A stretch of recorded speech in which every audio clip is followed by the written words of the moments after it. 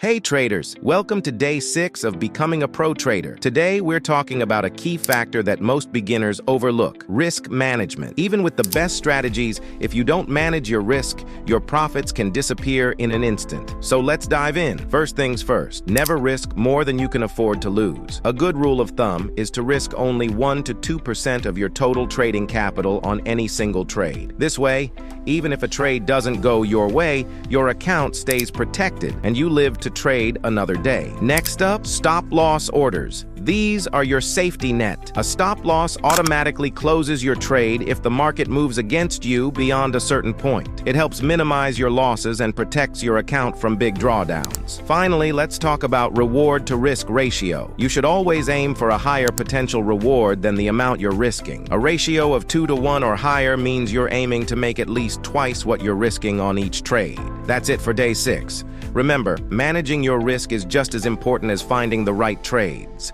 Stick to these principles, and you'll protect your capital while growing it steadily. Tomorrow, we're going to look at how to develop a consistent trading plan. Don't forget to hit follow and drop a comment if you're finding this series helpful. See you on day 7.